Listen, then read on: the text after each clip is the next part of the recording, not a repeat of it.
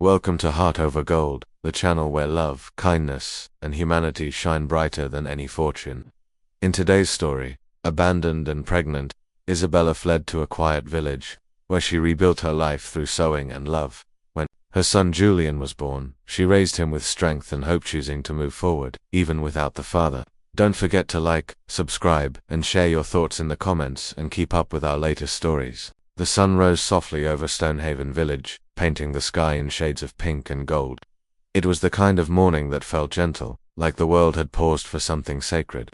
And on this particular day, it seemed as if even the skies understood that a life was about to change forever. In a charming little cottage nestled between flower-lined paths, Isabella Thorne stood by the window. The sweet scent of lavender drifted in from the garden, and the leaves danced in the early breeze. Inside, the quiet hum of the house felt like a lullaby. Isabella, wrapped in a white cotton robe, hand-stitched by her grandmother, held her gaze. On the horizon, her eyes glistening with unshed tears. But these tears weren't from fear. They were from something deeper, a wave of quiet, overwhelming gratitude.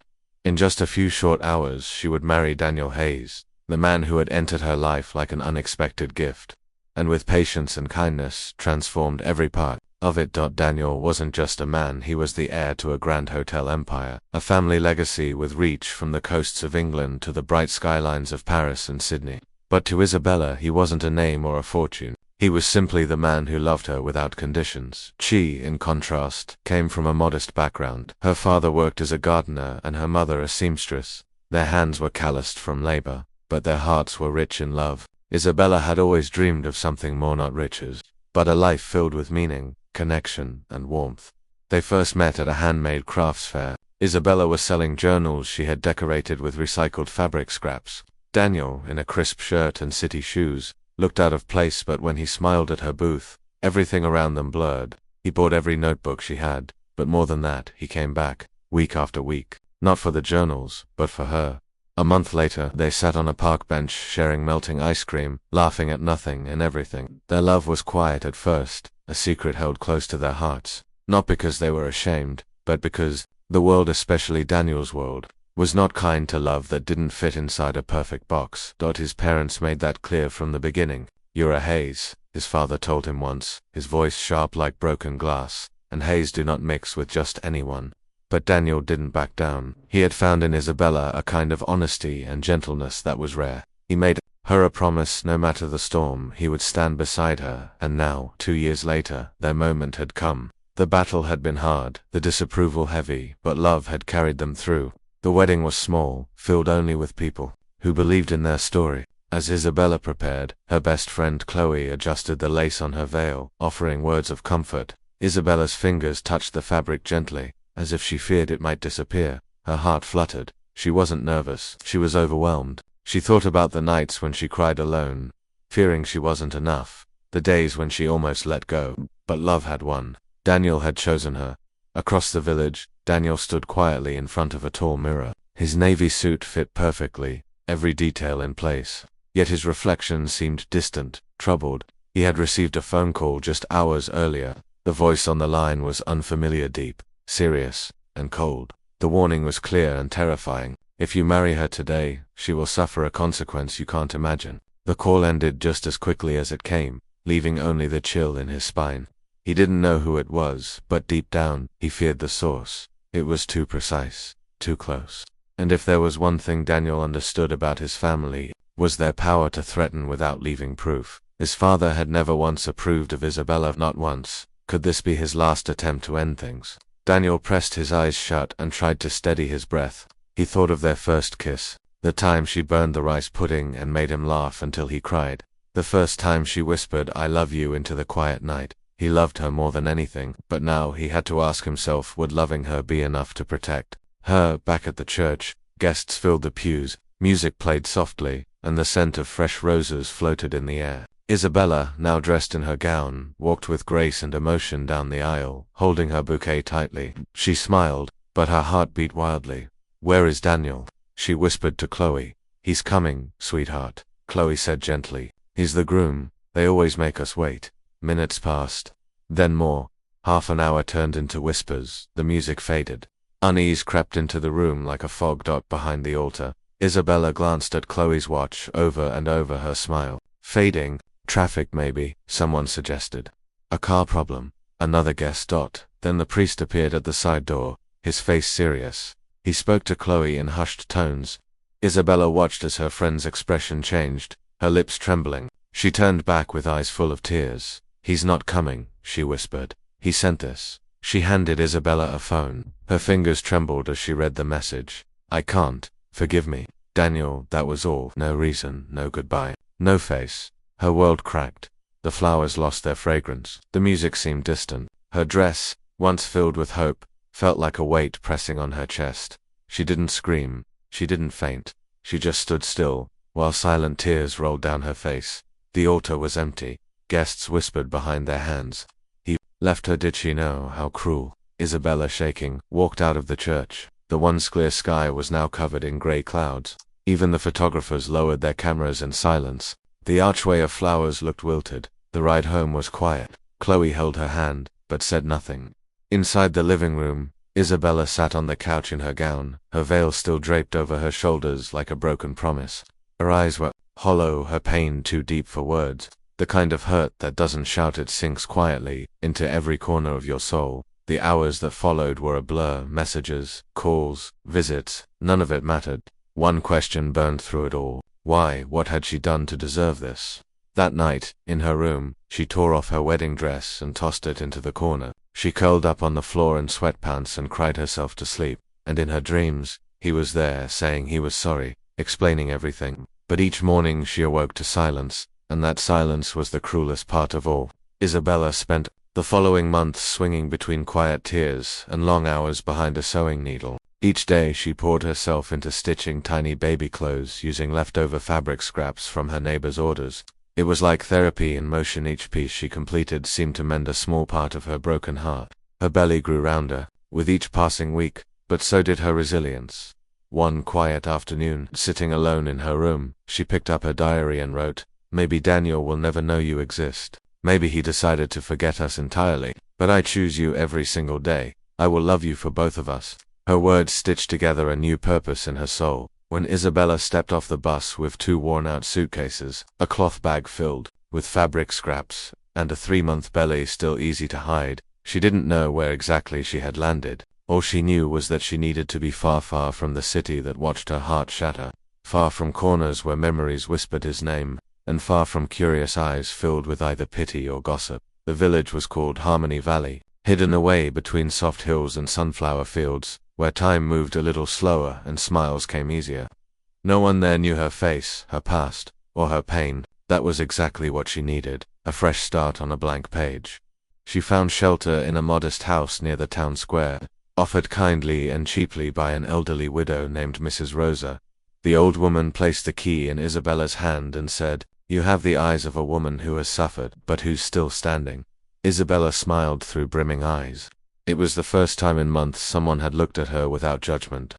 The early days felt unfamiliar, the silence at night, the chirping crickets, the scent of rain-soaked soil. But slowly, she began to see the gentle beauty of her surroundings. Bread baked in wooden ovens, children's giggles under the trees, neighbors who brought fruit with no expectations. She started sewing again, first a little dress for a neighbor's child, then alterations, baby clothes. Word of her skills spread quietly, and soon a line formed at her door. Sewing became more than work. It became her way of breathing. With every embroidered flower and stitched hem, her confidence returned. She often spoke to her belly in the afternoons while she sewed. "We'll be okay here, my love. We won't have riches or grand parties, but we'll have something real."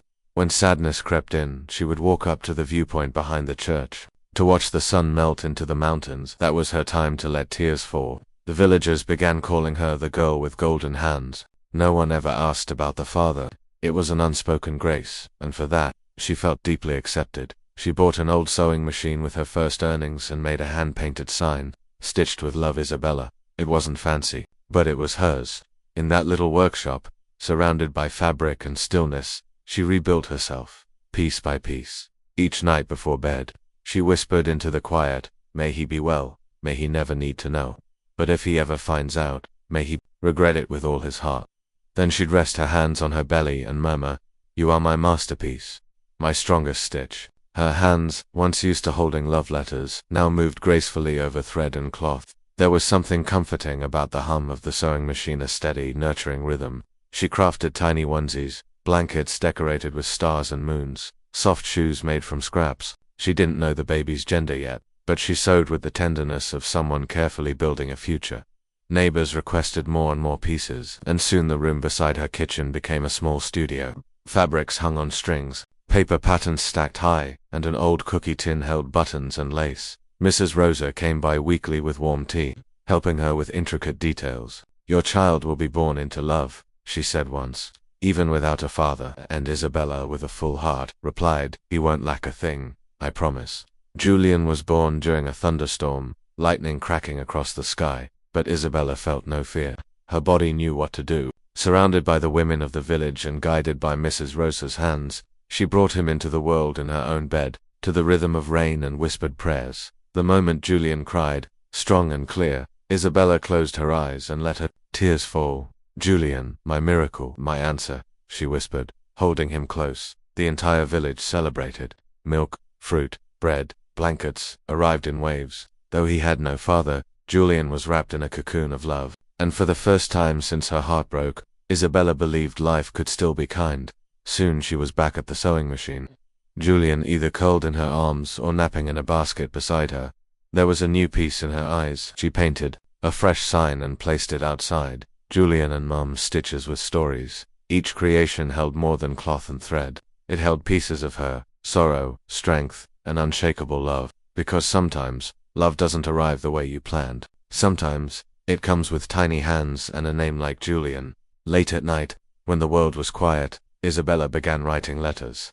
Not to send, but to let her heart speak. "Dear Daniel," they always began.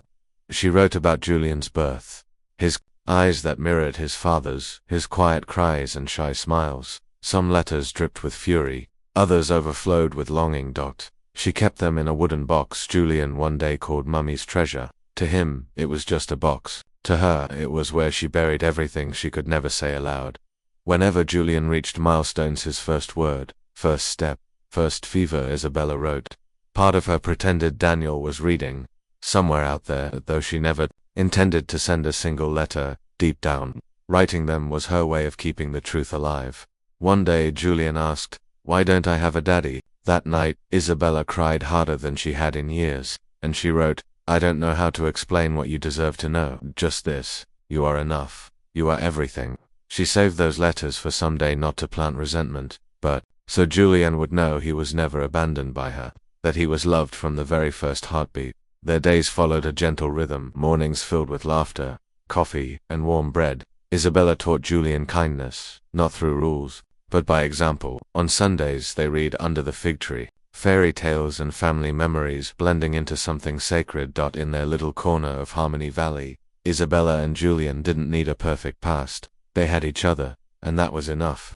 Sometimes, when the nights grew quiet and the questions started to bubble in Julian's curious little heart, Isabella would gently weave a story. She spoke of a kind and distant figure, an imaginary daddy who was always traveling somewhere far away, but who loved Julian as endlessly as the sky stretched. Julian would listen, his eyes wide and full of wonder, soaking in every word like it was magic. He never pressed for more. Maybe deep inside, he understood somehow that asking too much brought sadness to his mother's voice. One night while they were stargazing through the window, Julian whispered, "When will he come back?" Isabella, holding back her tears, gave him a soft smile and said, "He watches you from the stars, sweetheart, every night." That answer seemed enough.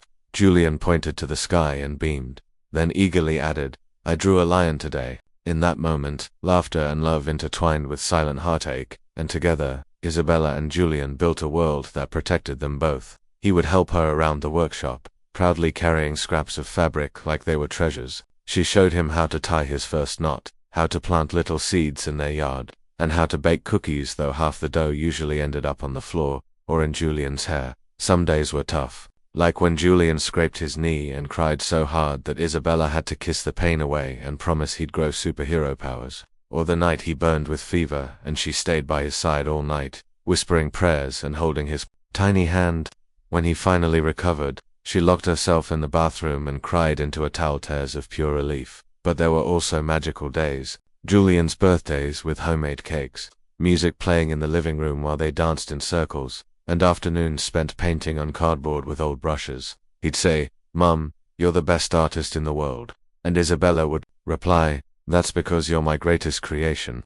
She knew deep down that one day he'd want to know more, that the world outside might not be as gentle. But for now, she promised herself to build a world where Julian always felt loved, out of obligation, but because he was chosen, because he was everything. She never spoke Daniel's name, not even once. But some nights, when the house was silent and Julian had drifted into sleep, she would write letters she never sent.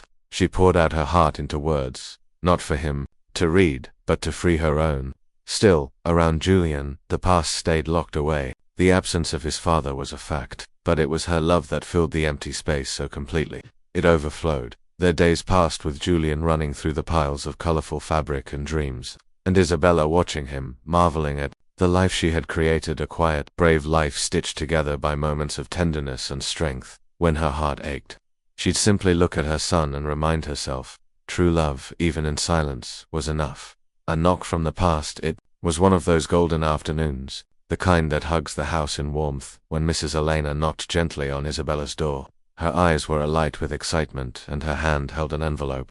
"Isabella," she said eagerly, "I spoke to a young woman in the capital who works in a bridal boutique. They're looking for a talented seamstress, and I sent her photos of your work." She was amazed. Isabella paused, her fingers frozen mid-stitch.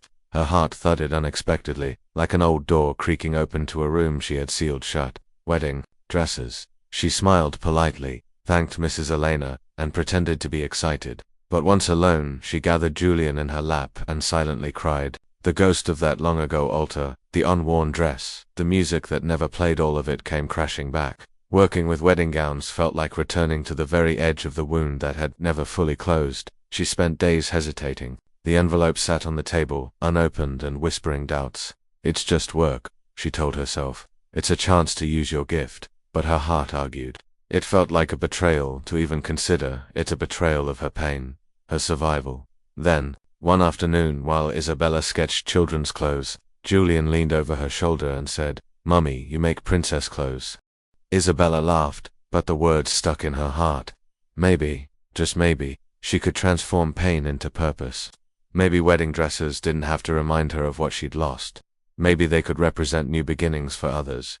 Hope. So she took a breath, picked up the phone, and accepted the part-time offer 3 days a week, with the chance for more. Mrs. Elena offered to watch Julian, and as Isabella packed her things, she did so with a strange mix of fear and fragile hope. The stitching of a new self. The bridal boutique was called Love's Charms and it lived up to the name, refined but full of warmth. Rebecca, the young owner, greeted Isabella with genuine joy. "You don't just sew fabric," she said, "you sew emotions." The boutique buzzed with nervous brides, demanding mothers, and dreams sewn into lace. At first, Isabella avoided the mirrors.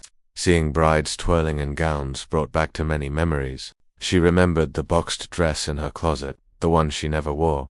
But over time, the ache softened. She began to see each bride not as a reminder of her past, but as a fresh start for them, and maybe for her too. Her design started to catch attention. Clients praised her. Rebecca offered her a private space to work on exclusive pieces. Isabella almost declined, but thought of Julian, of the better life she wanted for them, and said yes. Back home, she'd share stories with her son. "Today I made a dress with flowers like the ones in our garden." Julian would listen wide-eyed and ask, "Do the princesses cry, Mummy?" She would smile and reply, "Sometimes they do, but even when they cry, they're still princesses." And in that moment she realized, so was she. Fate's unexpected turn. The sky had turned gray. A light drizzle tapped the streets as Isabella left work early, a soft blue umbrella in one hand, and Julian laughing beside her in bright yellow boots. He splashed in puddles and made silly noises, his laughter rising like music. It was just another ordinary day, but one wrapped in joy. Across the square, Daniel Hayes stepped out of a black car after a dull meeting at a nearby hotel. He was successful, yes, but hollow. Life had lost color long ago.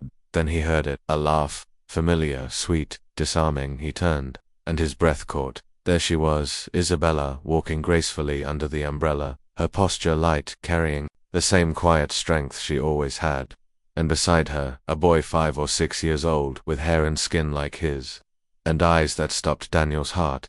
Julian clutched her coat and called out, "Mummy." Daniel's world spun. The pieces clicked. That boy, he wasn't just any child. He was his. Daniel froze, unable to speak or move. Guilt, regret, and shock crashed into him like a wave. Isabella walked on, unaware of the eyes locked on her. She kissed Julian's head and disappeared down the street. Daniel stood in the rain, tears mixing with the drizzle. He didn't know if it was heartbreak, joy, or remorse, but he knew one thing for sure: everything had changed. No more denial that night. Daniel didn't sleep. He replayed the scene again and again. Julian's eyes, his voice. It couldn't be coincidence. The resemblance was too strong. The next day, he returned to the square. Hours passed before he asked a florist nearby, "Do you know a woman with long dark hair and a little boy?" The florist smiled warmly. "Ah, the seamstress. Works at the bridal shop. Sweet boy she has." His stomach dropped. He walked to the boutique and stood across the street, watching. Through the window, he saw her working.com. Beautiful, transformed, stronger. He couldn't bring himself to go in, not yet. But he needed answers, so he made a decision. He hired a private investigator, the same one he used for business deals. "I need everything you can find about her," he said. The past had found its way back, and Daniel knew he could no longer pretend. He had seen them, and he wouldn't be able to walk away this time. Name, address, if she has children, everything, please. In a few days their report arrived, and the first line, Otomes, almost made him fall off his chair. Isabella Thorne, single mother of a boy named Julian Thorne, born October 12th, 6 years ago. Daniel didn't know whether to cry or scream. The date was exactly 1 month after the day he left her at the altar. He stood up, went to the window, and stared at the horizon, seeing nothing. The guilt, which had once been a shadow, now had a name, a face, and a voice. He hadn't just abandoned her. He had abandoned a son.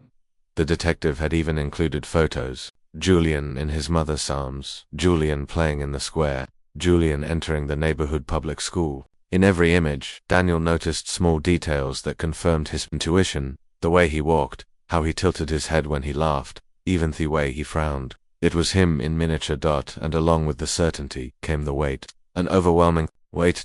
Everything he had missed. The first steps, the first words, the birthdays, the sound of his own son's laughter. Daniel felt like the most miserable man in the world. And worst of all, he felt he had no right to ask for forgiveness. Still, he needed to see him up close to know more. The next day he parked discreetly near Julian's school. He watched from a distance when Isabella dropped him off at the door. The boy turned, kissed her cheek, and waved his little hand. Daniel almost collapsed right there. That night, sitting on the sofa in the cold, empty penthouse where he lived, he took a blank sheet of paper and wrote, "Dear Julian, I am your father. But I don't know if I deserve for you to call me that." But he didn't have the courage to continue or to sign. He knew he would soon have to face what he had left behind, and for the first time had desperately wished he had acted differently. A father's plea. Isabella was leaving the shop at the end of the afternoon, exhausted, but with her soul at peace. She had finished a complicated race, and was thinking about how to surprise Julian with a small cake from the bakery next door. But as she crossed the street, she saw a figure standing in the shadow of a tree. Her heart skipped a beat. Her eyes did not lie. It was Daniel. For a second, she thought she was imagining him. But then he took a step forward hesitantly, and everything inside her screamed. Her whole body froze, and the past exploded in front of her like a storm held back for years. He was there after 6 years with the same eyes that once promised her the world, and then left her stranded at the altar as if she were nothing. She stopped in the middle of the sidewalk, not knowing what to say. He didn't speak at first either. He just looked at her like Samoan, seeing a ghost or perhaps a living dead. Finally, he murmured, his voice broken, "He's my son, isn't he?" The question was direct, raw, unvarnished. Isabella felt a heat rise to her cheeks. Her eyes welled up,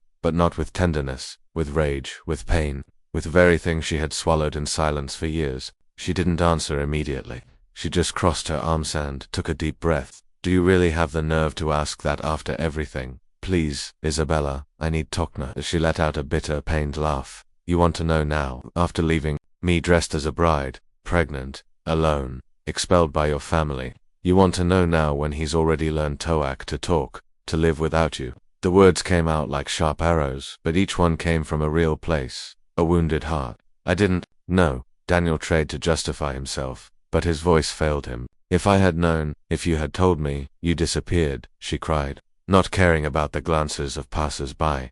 You gave me no choice, you never looked for me, you never sent a letter or anything. You erased me from your life as if I had never existed. And then, in a cutting whisper, yes, Daniel, he is your son. Julian is yours, but you were never his father. He felt as if the ground had been pulled out from under his feet. Her words struck hard, but there was no lie in them, and that hurt more than any reproach. His gaze lowered, his shoulders slumped as if carrying the weight of 6 years of abandonment. Forgive me, he said, almost voiceless. Isabella just shook her head, holding back the tears that insisted on falling. Don't ask me for that. Forgiveness is asked for like that. Daniel, forgiveness is built, it's earned. And you are very far from that. And without waiting for a response, she turned and walked away. She didn't run. She walked with determination because even though her heart was broken, she was no longer the woman he abandoned. She was a mother, a warrior, and now, it was she who decided when and if he would have a place in their lives again. Seeds of truth. Days passed since the confrontation. Isabella tried to continue her routine as if nothing had happened. But Daniel's presence, the brutal revelation, the reunion, everything reverberated within her like a tireless echo. Julian noticed something different in the air. Mummy, are you sad? He asked one night as he snuggled into her lap. She didn't answer. She just hugged him tighter. Daniel, for his part, also found no peace. Isabella's face haunted him, her wounded gaze, her sharp words, the confirmation of his paternity, it all corroded him from within, and above all, the fear that it was now too late. But he knew he owed her at least the truth, not to ask for forgiveness, but to honor what once united them, and perhaps to give Julian the whole story. He arranged a meeting with Isabella through Chloe, who still kept in touch with him. Isabella hesitated, but something within her, perhaps curiosity, perhaps the need to close a chapter, led her to accept. They met in a discreet cafe away from the center. She arrived with her back straight, but her eyes cautious. I'm not here for myself, Daniel. I'm here for Julian. He has a right to know who you were and who you chose not to be. He flinched, visibly affected. He was no longer the arrogant man who left her at altar. He seemed smaller, more human, also wounded. Daniel held his cup with trembling hands and began without lifting his gaze. The day of our wedding, I received a call from my father. He found out everything about your family, your parents, your finances. He told me that if I married you, he would destroy them. Literally, he would buy your father's debts, take away their house, close any job opportunities you might have. He was capable of that. I knew it. Isabella remained silent, just pressing her lips together, trying to process. Daniel continued, I wanted to tell you, I swear I wanted to, but I froze. I spoke with a coldness that chilled me. He said you would just be another victim of our world, and I couldn't bear the idea of seeing you suffer because of me. So I ran cowardly like a weak child. She looked at him, her eyes filled with tears, but firm. You left me without even giving me a chance to fight with you. You took away my right to choose. You preferred to protect me with a wound. Her voice trembled, but it didn't break, and still he destroyed us anyway. Only from the inside. Daniel swallowed hard. I didn't know about the pregnancy. If I had known, I would have come back. I swear, Isabella, God, I would have done everything differently. Everything. He covered his face with his hands. You have no idea how many times I've regretted it, but it was too late. And the more time passed, the more cowardly I became. She closed her eyes for an instant like someone holding back a river about to overflow. Then she took a deep breath. Thank you for telling the truth. But understand this, it doesn't matter what your father said. What broke me wasn't his absence. It was yours. It was your silence, your decision to disappear. She stood up slowly. Now, you know you have a son. What you do with that is your business. But if you want to be part of his life, you're going to have to start from the bottom, because that's where I started over. Daniel watched her walk away with firm steps and a take back a transformed woman. And he sitting there was left with his heart in pieces because he finally understood protecting someone is not the same as abandoning them. Forgiveness and hope.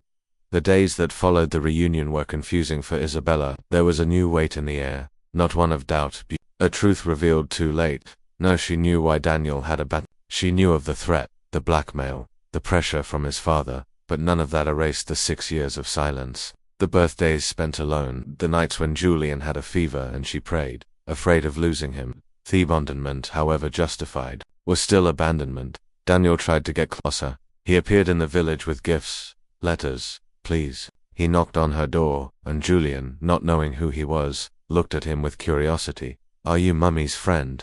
Daniel swallowed hard. He wanted to say, "I'm your daddy," but he didn't have the courage. Isabella appeared at the door with gaze. "Go away. You have no place here."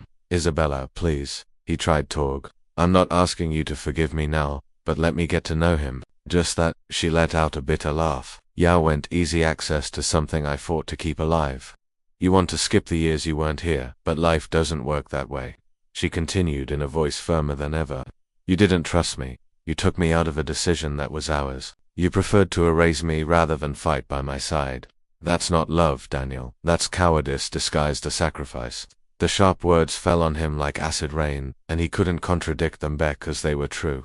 Daniel persisted for days. He sent messages, waited for her outside the shop, spoke with Chloe, all in vain. Isabella blocked him, avoided him, and no matter how much her chest ached, seeing him with his head down, she didn't give in because it still hurt, and because she had learned to survive without him. One silent night, sitting on the edge of her bed, she talked with Mrs. Elena. Why did he come back now? Why does fate do these things? The old woman in a serene voice replied, "Because sometimes, true love doesn't arrive at the right time, but that doesn't mean we have to accept it just because it knocked on the door." Isabella understood that she still loved Daniel, but she didn't trust him, and where there is no trust, love suffocates and dies. She was not willing to lose herself again for someone who left her stranded. Not for now. Not while Thuans were still open and bleeding. One day, Julian found one of the gifts Daniel had left, a wooden carved with his name on the side. "Who made this, Mummy?" She hesitated. She knelt in front of him and replied with a tight heart, "Someone who is trying to fix what he, but sometimes not everyone deserves a second chance." And then she put the gift in a box as if to say, "Not yet. Maybe someday, but not yet." Daniel knew he couldn't force anything. Isabella had been clear, and Julian was just a child. Still, something inside him told him he had Totri, not as a hero returning to the story, but as a repentant man trying to start anew from the only possible place. The love of a son he had none. In the following days, he discreetly began visiting the square, where he knew Julian often played. He brought books, wooden cars made by local artisans, small cloth dolls with superhero capes. He didn't approach directly. He left the gifts on a bench with notes simply signed a friend. Julian noticed the gifts but wasn't enthusiastic. He would ask his mum, who would reply evasively, "Perhaps someone wants to see or smile." "My love," the boy would play for a while, but then would leave the toys and go back to climbing trees or drawing in his notebooks. Isabella watched everything from afar in silence. One afternoon, Daniel mustered his courage. He waited until Julian was alone with his dog, Buster, and approached carefully. He sat beside him and offered a pack of dinosaur stickers. "Do you like these, champ?" Julian looked at him suspiciously. He frowned as if something inside him warned of a stranger's presence. "My mom says I shouldn't talk to strangers," he said seriously, hugging Buster tightly. The phrase, though simple, hit Danny like a direct blow to the chest. "You're right, smart kids do that, but can ill of these for you anyway." Julian hesitated, took the pack cautiously, and murmured, "Thanks." Then he turned away like someone building an invisible wall. Daniel understood that he couldn't rush what had been broken even before it was born, but he couldn't give up either. He returned the following week with an adventure book. He sat on the same bench. Julian watched him from afar, hadn't approached, but he didn't leave either. Little by little, the child began to tolerate the presence of that mysterious man. But he didn't smile. He didn't ask his name. It was as if to say, "I'm here, but you still have no place." Isabella, seeing everything from the shop terrace, felt a tightness in her. She knew Daniel was trying, and she saw that Julian wasn't cruel, just cautious. His childlike instinct protected him. He sensed there's something unsaid, but how could he trust a face that was never at his birthdays? That didn't hold Hishand when he had a fever. That didn't hug him when he fell off his bike for the first time. One night, as she tucked him into bed, Julian asked, "Mummy, why does that man give me things?" She swallowed. "Because he wants you to know he cares. About you. Sometimes it takes a while for someone to arrive, but they do." The boy thought for a moment and said, "He looks sad." Isabella caressed his hair and replied, "Perhaps he is." The next day, Daniel brought a paper airplane with the words, "If you ever want to fly with me, I'll beat down her." Julian looked at it, read it with difficulty, and put it in his pocket. He didn't smile, but he didn't return it either. And in that simple gesture, Daniel understood. Perhaps that was where the first tenwassalant thread of a bridge began between two hearts separated by time. Dawn spoken truth. Isabella spent days with a restless heart. Every time she observed Daniel from a distance, something inside her twisted. He deserved to know. It wasn't fair to keep feeding him half-truths. Her son was intelligent, sensitive, and increasingly curious. It was time to reveal what had remained hidden for so long. That night, after dinner, she called him to the terrace. Julian brought a blanket and snuggled up beside her as he always did when he wanted to hear stories. The sky was clear, full of stars. Isabella took a deep breath. "Can I tell you something important today?" The boy nodded, his eyes wide with attention. "You remember the man who leaves you gifts in the square?" He replied immediately, "Yes, the one with theatre or a book." She smiled sadly. "Well, he's not just a friend. He's your daddy, Julian." The phrase fell into the air like a heavy sigh. The boy frowned, trying to understand. "My daddy? But I thought my daddy lived in the stars." Isabella nodded, her eyes burning. "Is that what I told you when you were little? Because I wanted to protect you. I wanted you to grow up happy without waiting for someone who was never here." Julian remained silent, looking at Desky. Then he asked, "Did he leave me?" Isabella hesitated. She didn't want Tolly, but she also didn't want to fill her son's heart with resentments that didn't belong to him. He made a mistake, a very big mistake, and for a long time he was afraid to come back, but now he's trying to fix it. The boy remained thoughtful. "Is that why he gives me things?" She nodded. "He's trying to get to know you. He's learning to be a daddy." There was a long pause. Julian rested his head on his mother's shoulder. "I don't know if I like him, but he looks sad." Isabella laughed. "Sadly, he is sad, and rightly so, because he missed many years with you, years that no one can give him back." Julian looked up, confused. "And now what'll I do?" Isabella caressed his hair tenderly. "You don't have to do anything, no, my love. Just feel. When you're ready, you can talk to him, or not. You decide." The boy nodded, still processing everything. "But he really is my daddy." Isabella pulled out an old photo from her pocket, one of the few she had of the two of them smiling. "Yes. He was very important to me, and now he can be important to you too." Julian took the photo carefully. He stared at it for a while. Then he placed it on his lap. "If he asks me if I want to play, can I say yes?" Isabella smiled, her eyes filled with tears. "Of course you can, and you can also say no. Just do what your heart tells you." That night, Julian slept with the photo beside his bed, and Isabella, alone in the kitchen, cried in silence. She cried for everything that was, for what wasn't, and for everything that could still been, because even though the past was full of scars, the present gave signs that perhaps there was still a path, mending the fabric. In the days that followed the conversation with his mother, Julian looked at Daniel with different eyes. There was still caution, but there was also a spark of curiosity, a discreet desire to know more. A Buddhist man who until then was just a stranger who liked books and paper airplanes. The first approach happened by chance. Julian was trying to put together a complicated puzzle on a park bench, frustrated because he couldn't make it fit. Daniel, passing by, saw Thayboy huffing and approached carefully. "This one here goes in backward," he said, pointing to a piece. Julian hesitated, but handed him the piece, and together they fitted it. They said nothing more, but they stayed there side by side until the last piece. The next day, Daniel brought a book with illustrations of constellations. "Your mum told me you like stars," he said softly. Julian took the book and leafed through it. "I know where Orion is." Daniel smiled, surprised. "Really? Show me." "And right there, on the park ground." Julian drew an imaginary constellation in the sky with his fingers. Little by little, their encounters became more natural. Daniel didn't force anything. He just appeared, sat nearby, and waited for Julian Tokelham. When that happened, he would join him gently, respecting the child's space. And Julian, for his part, began to look forward to those encounters. Although he didn't say it aloud, his eyes betrayed him. One day, Isabella watched them from afar and saw something that made her cry silently. Julian running with a wooden airplane in his hands while Daniel laughed and chased him. The scene was so simple, surreal, that it seemed to be from a future she never believed in. For the first time, she thought, perhaps my son will indeed come to know a father's love, even if it's late. Daniel, for his part, rediscovered the world alongside Julian. He laughed as he hadn't laughed in a long time. He learned to listen, tossed up to a child's height, to see beauty in dry leaves, in ants, in a line. In the clumsy way the child drew, he discovered that being a father wasn't about saying, "I love you." It was about being there, even when the other didn't know what to feel. On one of those afternoons, Julian took Daniel's hand and led him to a tree. This is my secret tree.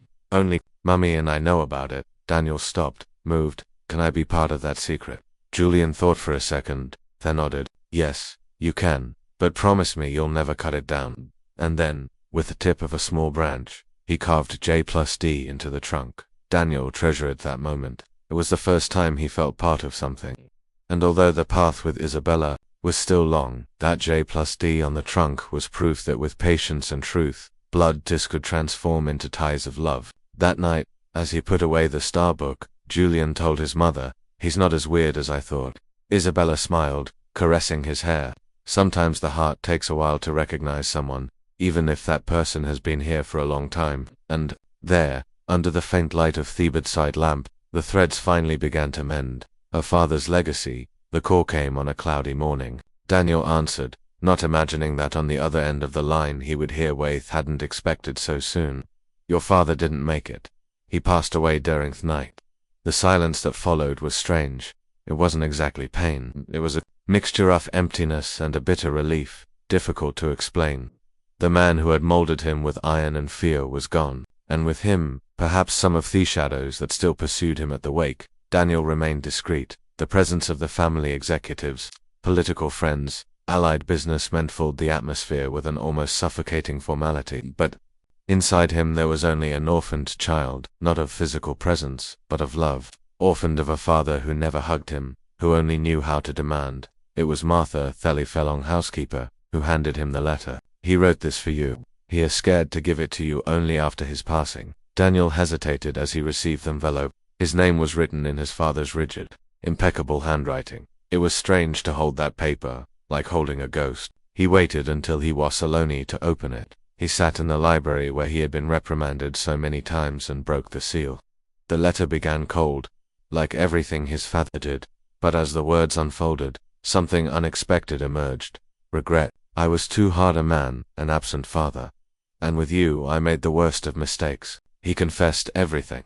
That he had had Isabella investigated, that he knew about the pregnancy before Daniel himself, that he used that information as a threat, that he lied, saying she would betray him, that she would destroy the family name. "I feared her not for what you were but for what she awakened in you, that you were more of a man with her and that terrified me. I couldn't bear to lose control." Daniel cried in silence. He felt rage, pain, shame, but also a cruel relief. Finally, the pieces fit. He wasn't crazy. He hadn't been weak alone. There had been a trap, and he fell into it, destroying everything he loved. The letter ended with a phrase that was etched into his soul. "If you still have a time, rebuild what I broke. Love what I never knew how to love. Be the father I never knew how to be to you." It was at last the last plea of a man who only knew how to say, "I love you," with orders and threats. Daniel put the letter away as if it were a trophy of pain. And that same day he got in his car and drove to Harmony Valley. He stopped in front of Isabella's house. She opened the door, surprised, and saw something different in his eyes. It wasn't sadness. It was liberation. It was a man who finally knew who he was. He handed her the letter with trembling hands. "You have to read this. It's a butu about us." Isabella read in silence, and when she finished, tears fell without her realizing it. Finally, she just said, "Now I understand. But that doesn't erase everything, it only explains it." Daniel nodded. "I don't want to erase. I want to build something new with respect, with truth for me, for you, and for Julian." And for a brief moment between the two, the past seemed to bow, leaving space for something new to be born. Listifus Isabella read the letter once more, alone under the faint light of the living room lamp. Daniel's father's words resonated like a belated plea from destiny, as if the universe, after years of silence, finally revealed the truth she so deserved. But more than the words of that man, it was Daniel's gaze, humble, wounded, and willing, that stayed in her mind for days. As she reflected, she relived everything: the empty altar, the pregnancy test, Julian's fevers, the nights spent sewing until dawn. But she also thought about the last few months, about Daniel sitting in the square listening to dinosaur stories, about how Julian began to smile when he saw him, about the way he looked at Julian like a father who had rediscovered his soul in a small body. Isabella was not naive. She knew thought forgiveness didn't come with a reset button. It was a process. But something inside her had changed. She was no longer the young woman who waited for flowers and promises. She was a woman who knew the weight of life. And in that weight, she understood To forgive is not to forget, it is to own herself. It was on a serene afternoon when she decided to take the first step. She invited Daniel to dinner at her house. Nothing formal, rice, beans, and chicken broth, Julian's favorite dish. When he arrived with empty hands and eyes full of respect, she knew she had made the right decision. During dinner, the three laughed together. Julian told silly jokes, Daniel praised the food as if it were from an elegant restaurant, and Isabella watched them in silence, trying to preserve that moment like someone guarding a relic in her chest. An instant of peace, a glimmer of what could be. After putting the child tobed, they both stayed on the terrace. The starry sky seemed to bless the night. Daniel broke the silence. I don't expect you to love me again, but I want you to know that I still love you and that above all, I love what we built without knowing it. Our son is here's my chance to be someone better. Isabella looked at him with serenity. I don't forgive for you, Daniel. I forgive for me because I deserve to move forward without carrying that weight. And I forgive for Julian who deserves to see that love can be rebuilt even on ruins. Then she took his hand calmly without rushing, but what comes next, only time will tell. I don't want you as a I want your whole present if you're going to stay. Daniel squeezed her hand firmly, his eyes moist. Then I'll stay with everything I am, with what I failed at, and with everything I still want to do right for you. That night, for the first time in 6 years, Isabella slept with her heart at peace, not because she had returned to the past, but because she was finally ready for the future, a new beginning under Thrain. The church was decorated with simplicity and poetry. Sunflowers, lavender, and daisies filled the altar like a silent homage to the time that had passed, and to the pains that blossomed into strength. Daniel had organized everything in secret, with the help of Chloe and the women of Harmony Valley. The place was the same time too, but this time, the spirit was different. The rain began to fall early, fine, subtle, like a blessing from heaven. People began to arrive with colorful umbrellas, and the air filled with excited murmurs as many their youth story. They knew of the fall, of the rebuilding, of forgiveness earned, tear by tear, and because of that, every gesture held more weight, more beauty. Daniel, standing before the altar, wore a light gray suit, his hair damp from Thedrazelle, his eyes shining not with fear but with reverence. He looked towards the main door, his heart pounding as if it were the first time. Only now he understood the value of every second of every decision. And then she appeared. Isabella walked with firm, gentle steps in a simple white linen dress, flowing like water. Her loose hair danced with the light breeze. Beside her, Julian, in a little suit and shoes that clacked as he walked, carried the rings in a small wooden box. Arriving in front of Daniel, Isabella stopped, looked at him as one looks at someone who has traversed darkness and reached the other side. In a low voice, but full of certainty, she said, "Now, yes." He smiled, his eyes moist, and there, without needing to say more, they solid a new beginning. The ceremony was brief, but full of meaning. The pastor moved, spoke of faith, of time, and of how some loves only bloom after being tested by life. When it was time for the rings, Julian walked towards them, serious, proud, and handed over the rings like someone delivering the key to a new future. As they placed the rings on each other's fingers, the rain intensified, but no one ran. On the contrary, they stayed there laughing, crying, bathed by the water as if they were being baptized, be a new life. Daniel took Isabella's hand and said, "I waited for you without knowing it, but you taught me what love is." She smiled, "And you taught me that true love knows how to wait." Leaving the church, the square was covered in puddles and joy. Julian jumped barefoot in the water. People danced in the rain, and the sky, though gray, seemed more illuminated than ever. There were no luxuries or perfection, but there was love, there was presence, there was a future.